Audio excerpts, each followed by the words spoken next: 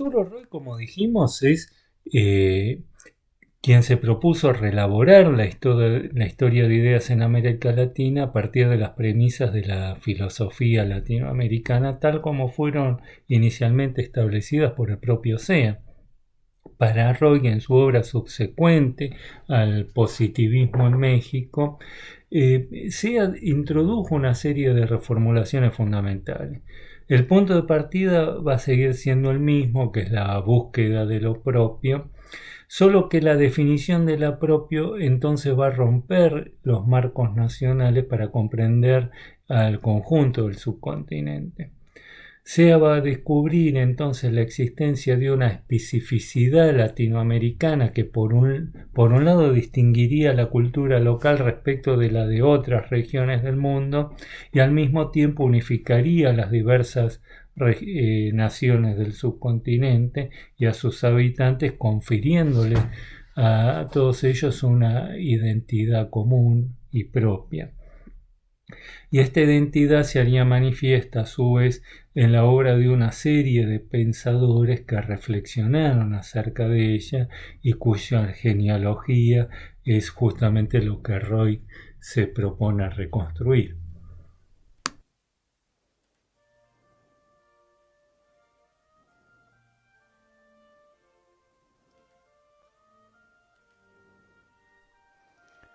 Este tipo de saber latinoamericano se inicia para Roy en el tránsito del siglo XIX al siglo XX por intermedio de figuras tales como Manuel Ugarte, José Vasconcelos, José Enrique Rodó y, según sus palabras, tantos otros visionarios herederos del mensaje bolivariano, los cuales eran denominados como los forjadores.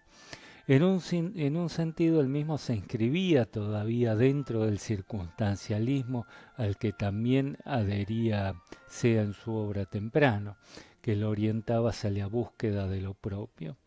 Pero en Sea se producirán para Roy ya dos desplazamientos importantes.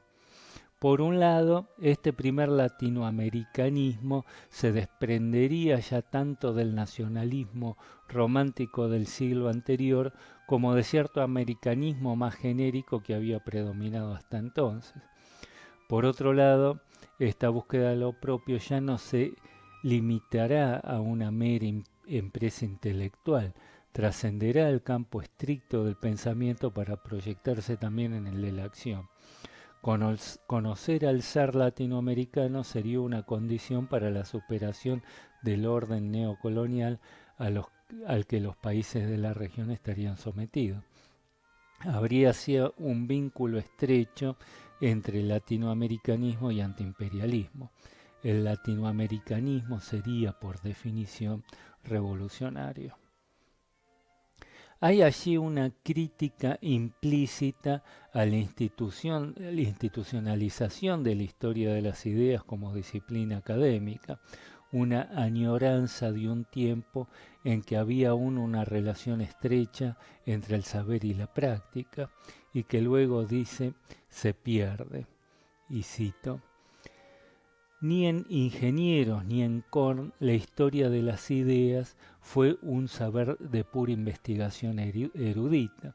En ello, ya lo dijimos, la tarea se dio premiosamente junto con la pregunta por el ser nacional y consecuentemente por su destino.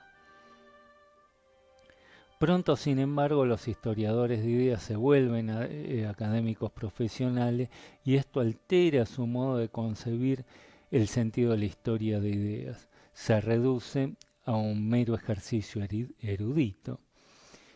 Según Roy Concoroliano Alberini y Francisco Romero, cito, la historia de las ideas avanza hacia un rastreo técnico de las influencias. En todo caso, su crítica se dirige no tanto al proyecto de Alberini en particular, al que valora, sino a la misma empresa propia de la historia de ideas, la cual estaría marcada por cierto idealismo, en el sentido de que si bien busca, como vimos, comprender la especificidad latinoamericana, no alcanzaría aún a romper con los esquemas eurocéntricos. Ya hacia el momento en que escribe Roy, el proyecto de esta filosofía latinoamericana se había vuelto más radical. Sus cultores afirmarán ahora que el patrón interpretativo de los modelos y las desviaciones que desarrolló SEA seguía preso todavía de cierto exotismo propio de los intelectuales.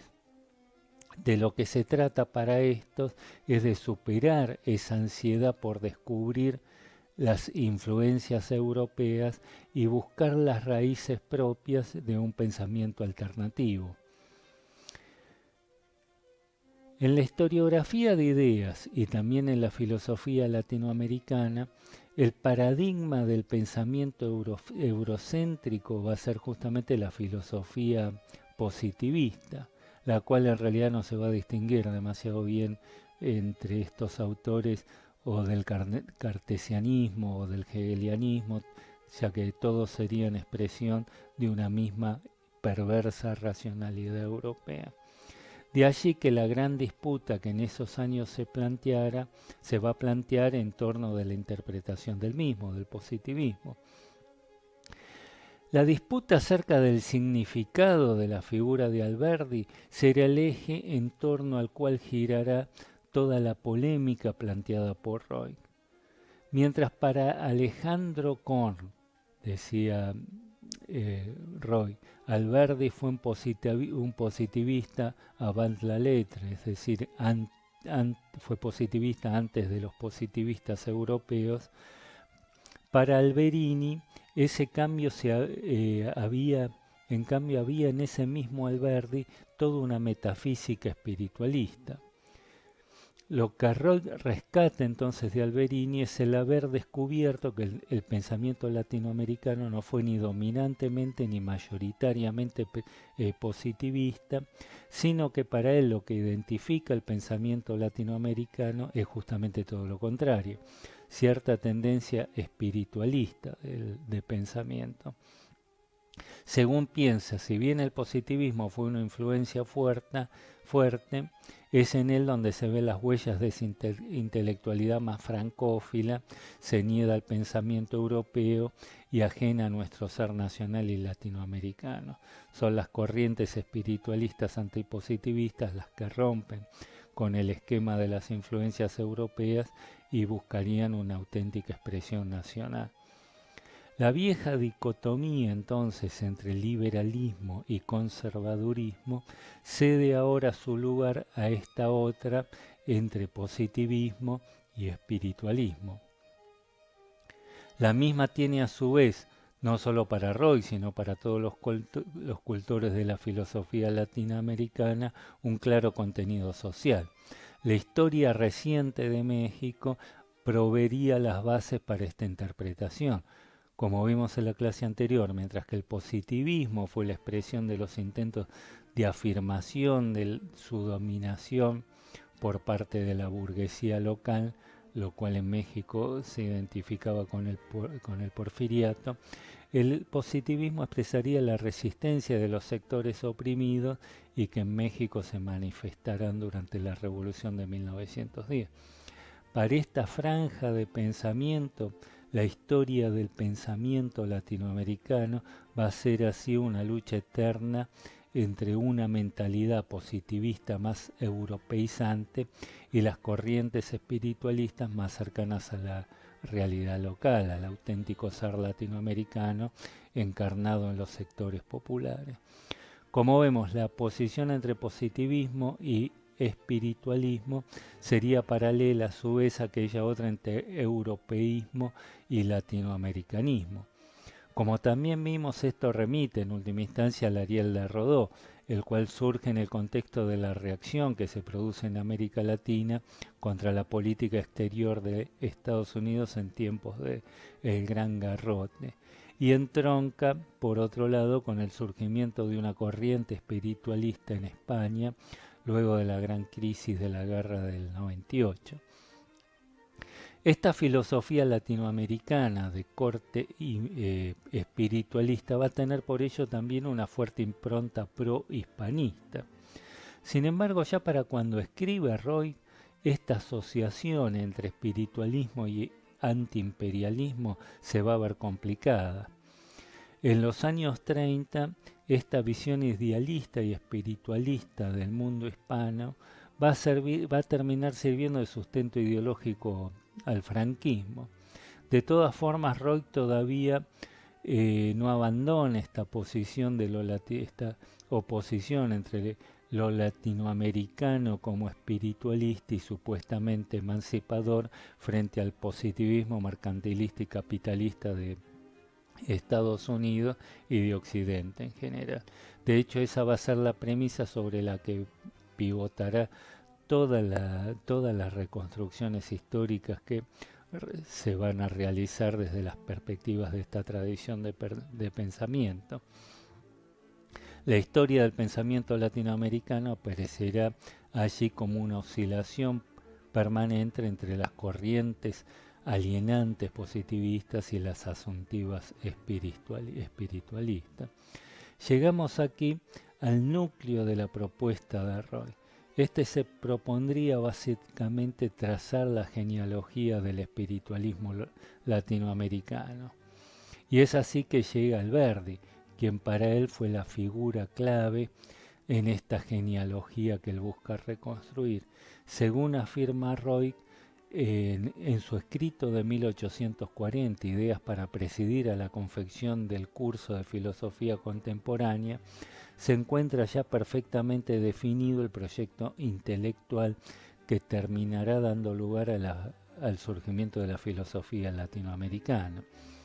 Fue en el curso de su investigación para la elaboración de su primera gran obra, Los krausistas argentinos, que Roig halló la base para afirmar la existencia de un sustrato de pensamiento espiritualista olvidado en América Latina y cuya principal huella cree descubrir en la influencia hasta entonces menospreciada de Krause.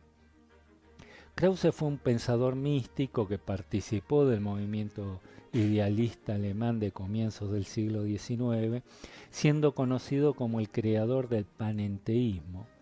Mayormente olvidado en Alemania, su obra, sin embargo, tuvo una recepción muy importante en el mundo hispano, gracias sobre todo a la tarea de difusión de un discípulo suyo, Julián Sanz del Río. Roig, a su vez, cree encontrar expresado allí un modelo filosófico que fue muy influyente, según dice, en América Latina, aunque injustamente ignorado por los historiadores. Destaca sobre todo el hecho de que el presidente argentino Hipólito Yrigoyen leyera a Krause y fuera influido por sus ideas. Esto le da la pauta para afirmar la existencia de una tradición espiritualista latinoamericana y darle a esta además un signo ideológico determinado. Afirma entonces que el krausismo en Argentina sirvió como instrumento de lucha contra la oligarquía, inspiró al gran movimiento popular del radicalismo. El krausismo habría sido entonces una ideología emancipadora. En realidad, como vemos, Roig no rompe aquí con el esquema de las influencias, sino que traslada estas de Francia a España y en última instancia a Alemania, y le termina atribuyendo a estas ideologías espiritualistas propiedades éticas que ya, como vimos a esta altura, resultaban en realidad muy dudosas. Lo que le orienta, dice, es la caracterización del discurso opresor y la del discurso liberador como formas universales. La lucha entre el positivismo y el espiritualismo, esto es, entre las ideologías europeas y norteamericanas por un lado, y la filosofía latinoamericana con bases hispanas y espiritualistas por otro, sería pues la expresión local de un enfrentamiento más general que atravesaría toda la historia en todo el mundo. En un texto posterior, El pensamiento latinoamericano y su aventura, de 1994, Roig desarrolla esta idea buscando aquella lucha entre dos corrientes opuestas como el resultado de un proceso de descomposición del racionalismo cartesiano. El surgimiento del espiritualismo en realidad haría manifiesta para él una crisis de conciencia que venía corroyendo al pensamiento occidental en general y al europeo en particular desde la Primera Guerra Mundial, y de la cual la obra de Oswald Spengler, La decadencia de Occidente de 1918, sería la mejor expresión. Su formulación más sistemática, sin embargo, se encontraría en la obra de los llamados filósofos de la sospecha, Marx, Nietzsche y Freud.